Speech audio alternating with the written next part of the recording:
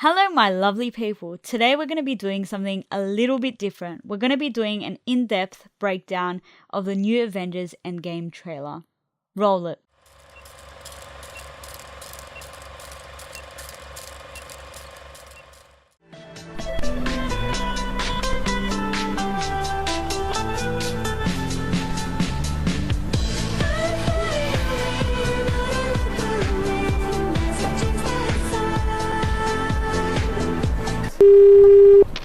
I'm going to start off with saying that most of the footage is from the first 15 to 20 minutes of the movie to limit the amount of spoilers. The trailer starts out with a scene of Iron Man from the 2008 Iron Man movie in his original suit. We see Tony Stark still stranded on the moon, sending a message to Pepper, telling her how his plans to take down Thanos had failed. I know I said no more surprises, but I was really hoping to pull off one last one. We then start to hear voices while being presented with images from past Marvel movies. The first scene is of Iron Man in his original Iron Man suit. The next one is Captain America staring into an image of a soldier with a reflection of himself. This one comes from Captain America the First Avenger 2011. The two scenes are predominantly black and white, aside from the blue and red that is being placed into portions of the images. This is done to indicate that these scenes are from prior Avengers movies, and not just new flashbacks, like the next scene, of Hawkeye teaching his daughter how to shoot a bow and arrow. This scene is in colour because it is of new footage. Unfortunately, in the next scene we see him in Japan dressed as Ronin with Black Widow, which seems to indicate that his family fell victim to the catastrophe. A lot of people predicted that this had happened due to the fact that we see him turn into Ronin. Natasha finds him in Japan and we see a beautiful scene of them holding hands. Regrettably, I didn't recognize this scene while watching the trailer for the first time during my reaction. This piece of footage was actually from Captain America Civil War in 2016. It shows Steve Rogers carrying Peggy Carter's casket at her funeral. Again, this scene is in black and white with red and blue colors. I think this may be patriotic. Let me know down below if you agree or disagree. Completely unrelated to the trailer breakdown, but I feel like I do have to mention this.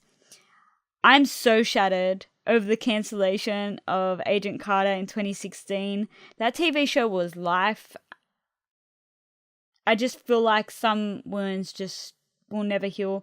If you miss the show, let me know down below. The next scene is from the 2011 Thor movie, and it depicts Thor speaking to Odin during the ending scene of the movie. We then see quite an interesting shot originally from Infinity War 2018.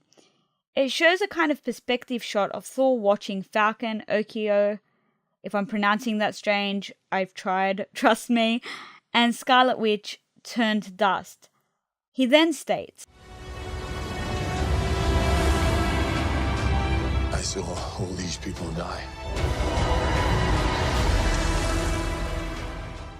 Through this statement, we can see that he expresses feelings of possible regret for not hitting Thanos in the head instead of the chest when given the opportunity with Stormbreaker. Then we see Natasha Romanoff. This then cuts to short clips of Steve Rogers, followed by a scene of Bruce Banner at the Avengers headquarters. The next scene is of a very, very confused Ant-Man. He looks like he just came out of the quantum realm. He sees the pole of all the missing people. It appears as though he's just coming to the realization of what's happened. Finally, we're getting to some really exciting parts of the trailer where they're showing us some new footage. The first scene is of a spaceship. I think it's the Quinjet designed by the Wakanda Design Group. It's flying over New York because we can see the Brooklyn Bridge. The city doesn't seem affected by the snap, but we know it was affected due to the Super Bowl spot. This could mean two things. One, enough time has passed and they've rebuilt the city. Or two, the Avengers have used the Quinjet to time travel. Let me know down below which of these two options you think it is, and if you disagree and you have your own theory, I want to hear it down below. The beautiful Natasha is in the next scene, talking to Ronan, and she says, even if there's a small chance, we owe this to everyone who's not in this room to try. I think she's referring to the Avengers that are no longer with them. Hawkeye is running from a pretty big explosion. If we think back to a previous spot, we saw him under the same red lights that are in this corridor, so I do think that they are just red lights, and that's it. We're then presented with a two-person shot of the cutest ever Rocket and War Machine. Rocket's looking pretty smick in his original costume from Guardians of the Galaxy. It looks like they're involved in some sort of battle. We're going to get back to that a little bit later. Next up, we see Captain America saying whatever it takes. This is honestly one of my favorite parts of the trailer because it shows that they are going to do whatever it takes to get these people back and to fix this problem.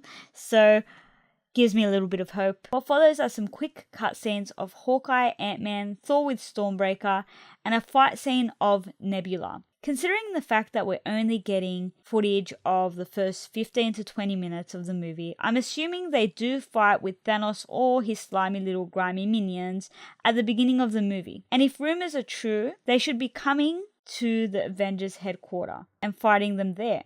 We see Hawkeye again. It looks like he's in the same corridor that he was running through during the scene where we saw the explosion with the red lights again. Finally, Natasha replies with whatever it takes. If we remember back to one of the first trailers that we were given for the Avengers Endgame, there was a scene where Black Widow was talking to Captain America. They could have taken the audio from Natasha responding to Captain America and dubbed it over this scene. I feel like this may be the case because if you look at the scene of Captain America, he is standing by himself in a one-person shot, so that could be the case. Let me know what you think of that down below. We then see Captain America again looking pretty dirty and intense. We can assume that this is the same scene we saw Nebula in previously, just through observing the background of the scene. Again, this could be a fight scene between Thanos, grimy slimy minions, or Thanos, I'm not quite sure, and the Avengers. We then see Ant-Man launching himself off a pencil. I think this is the same fight scene that we saw Captain America in and Nebula.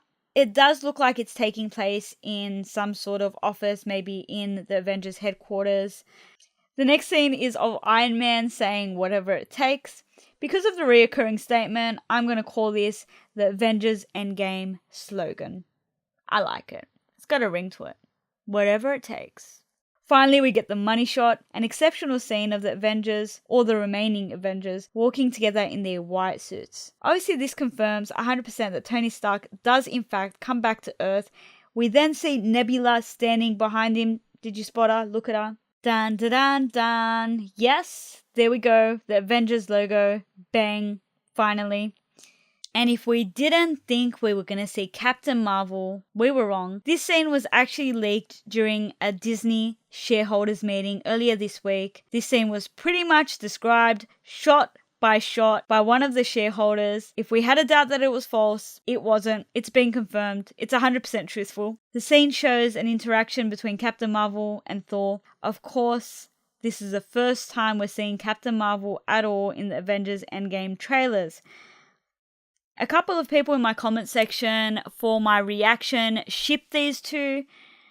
Yeah, I could see it working. I'm not necessarily the biggest fan of Captain Marvel. I feel like maybe we could have well, I'm going to get bashed if you guys love her, but cast Captain Marvel a little bit different. Maybe a chick that squats, so we didn't have to get a butt double for her. But, who am I? That's all I'm going to say about that. If you like this video because it's the first time I'm doing an in-depth breakdown, make sure you give the video a like because this was a little bit of hard work. Who knew? If you haven't already subscribed, make sure you subscribe to the channel so we can run together. And of course, I'm going to add my plugs. I'm active on Instagram, Twitter and Facebook, so if you want to go follow me there, feel free to. My beautiful people, let me know what you think in the comment section down below because I'm a little bit nervous about this one. I love you all so damn much and I'll see you later. Bye!